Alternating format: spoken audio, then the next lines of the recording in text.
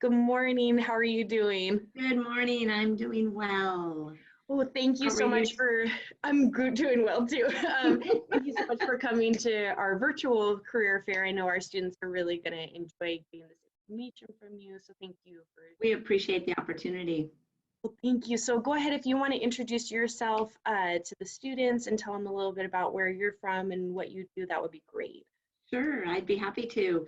So I'm the Chief Officer for Human Resources and Business Services with the Orting School District. Great. Orting School District is located a little bit south of Puyallup and east of Tacoma by about 10 to 14 miles from those two cities. Um, we have 4 schools. We have 2,700 students and just over 300 employees.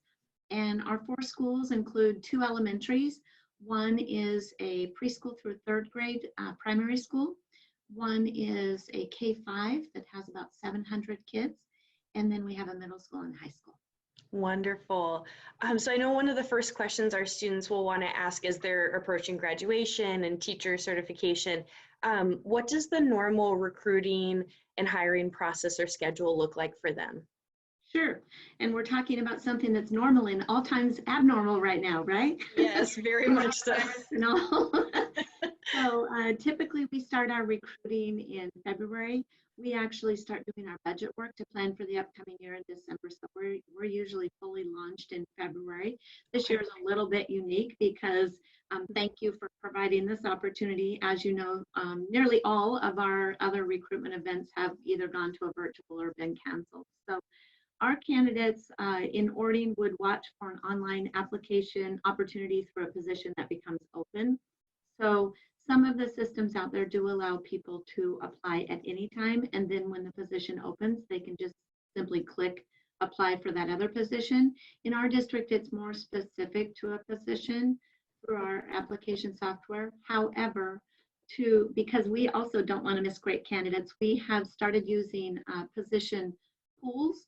So an applicant can go in, for example, if they're an elementary applicant, they can go in and apply for that pool position, that applicant pool.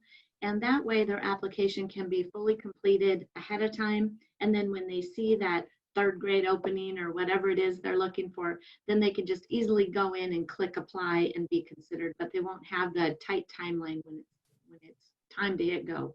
Got it. And I know a lot of our education students ask this question of, okay, what if I'm not certified yet, but I'm going to be in X amount of months? Is that okay for them still to apply ahead of time? Absolutely. We just want great candidates. So we know that lots of great people are just coming out of program. Sometimes there are pieces of the application in some systems where it does hold you back because you have to submit something. So I think we've got all of those obstacles removed from our system, but should they come into contact with something where it says upload your certificate and they can't move forward, what I suggest to candidates is they be very clear in their cover letter why they're applying now and why they may not be able to provide that document. Maybe it's a concluding transcript or a certificate. And then just use a Word document and say, we'll provide by X date in place of the actual certificate or document that's required. So it's a workaround and they have to remember to provide it later, but it lets them move forward and lets us see who they are in the applicant pool. Awesome. That's great advice. Thank you. You So what are the qualities you most look for in your new hires? So first and foremost, we want kid-oriented people. I love it when I'm sitting in interviews or when I'm part of a recruitment fair and people are talking about kids as opposed to, yeah, it's close enough to my house, or I think you pay the right amount. Those are all things. We all work to put money in our pocket, but at the same time, this is a job that's about people. We're in the people business. And so we really want candidates who have a true passion for helping kids succeed in life. And so I would say that's pretty much the priority. Then some other things that we want also is, of course, we're looking for people who are organized, who can make decisions, but don't work in isolation. It can be really frustrating to a grade level or content level team to go into their PLC and have someone who's separated themselves from the group. So we definitely are all about teamwork, especially in the small community of Orting, where we really feel like it's a well-connected community and partnership. And so people that have that as kind of their backdrop, it works awesome. Great. So kind of back to the application itself, what do you look for in application materials, in terms of cover letters, resumes, anything specific? Yeah.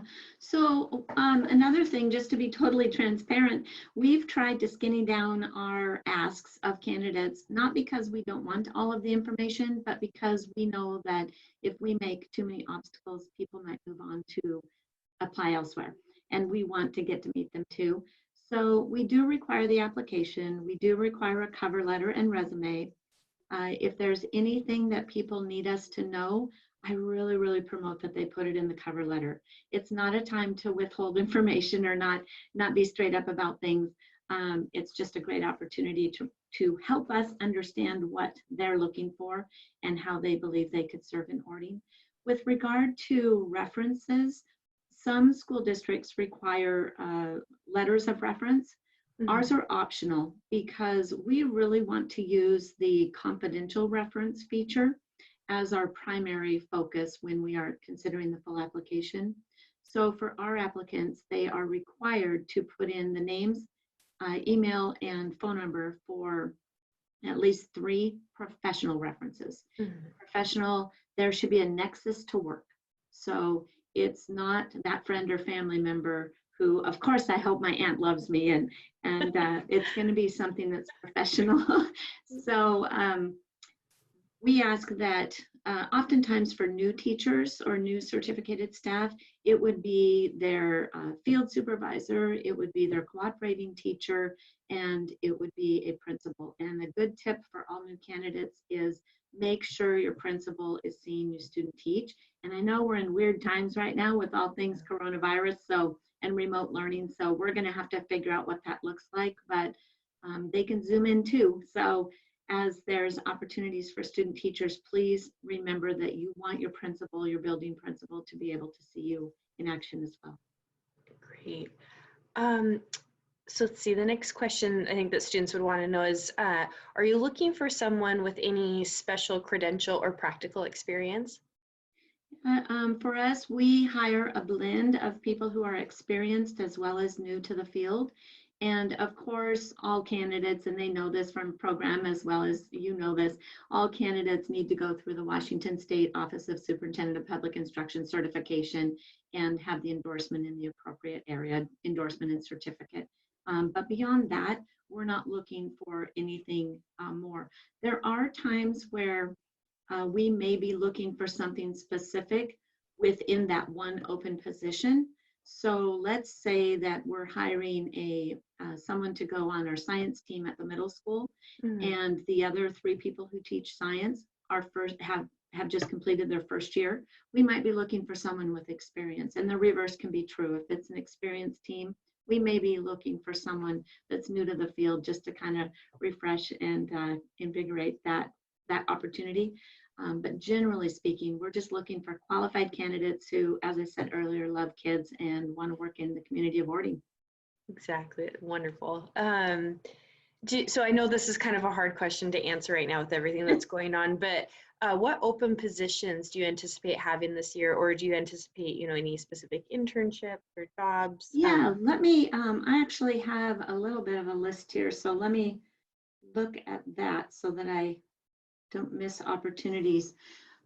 So right now, it is a little bit unique. We don't have as many of our posted positions as we might normally have, but I can tell you that we have currently special education resource positions. They're both full-time. We have one at the elementary level and in our K-5 school, and we also have one at our high school level. Okay. We also anticipate elementary teacher openings, although we don't know what that looks like yet. But that would be in our K-5 realm, not specific to our K-5 school, but kindergarten through 5th grade, because we have middle schools as well. And then we do have a need for a high school counselor. And then we also have a unique position.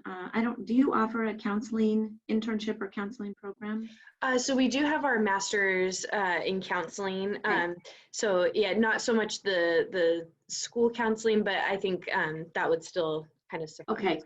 So with regard to our counselors, oftentimes they go through the school counseling program and have that 1-year internship. But we do have an opportunity for a 1-year leave replacement this coming year too. We have someone that's going to be out just for a year. So that's kind of a fun opportunity that doesn't always come up. Yeah. People. And then I don't know if you also have programs in what would be our what we call ESA, but we're looking for a part-time psychologist, as well as we're always looking for teachers of the visually impaired, and then also orientation and mobility. So we have some positions open in that area. Great.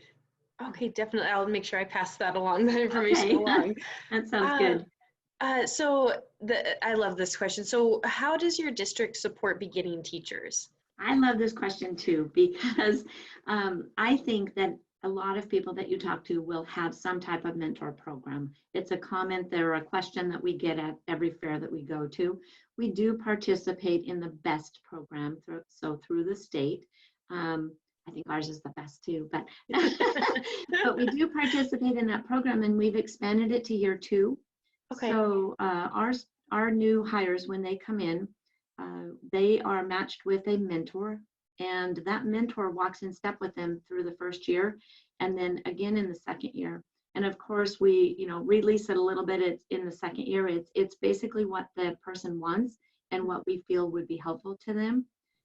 We do try to match by grade level or content area. It doesn't always work, but we're pretty successful at matching them up among building partners.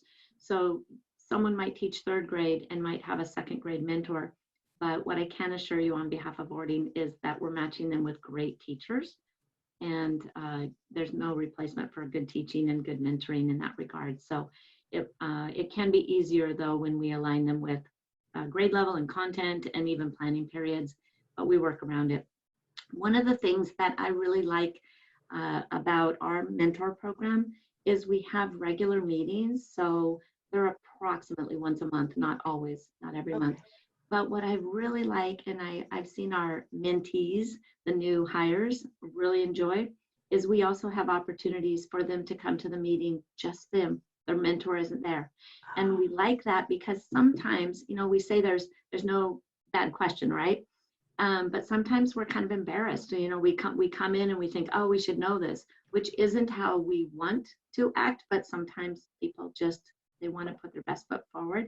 And so we have this really candid conversation about what's really bugging you, or what do you need help in?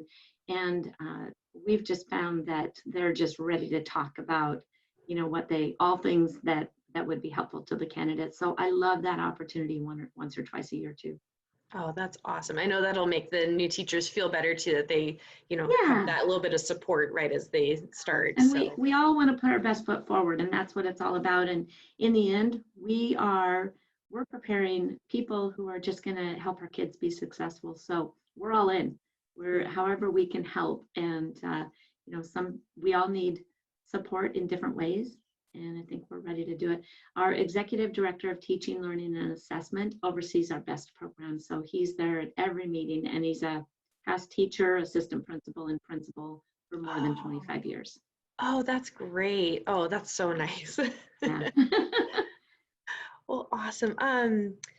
So I think the other question that kind of goes along with that too, of how do teachers and administrators work collaboratively to solve problems and respond to student needs? Yeah, so, as I just said, we want people to do well. We want to provide our kids every opportunity to be just as successful as everybody else. And so our principals, they really do, we have different cultures in each building, and you'll find that everywhere. Some people are really, really relational, and they just want to walk down the hall and talk to you, and other people want to send you an email. But what I do find is that overall I feel like we have a lot of support by building. Our principal team, we have 8 principals, assistant principals, 2 at each building. We are fully staffed with a full FTE at each of the buildings. And then our cabinet members, there are 5 of us, and we're out and about in buildings as well. So I feel like there's an opportunity. I don't want to oversell it because, we all have things that work really well in our districts and things that we need to continue to work on. But at the same time, the Orting community is kind of a wraparound support, whether it's in district or in the community. And it's a place to cherish.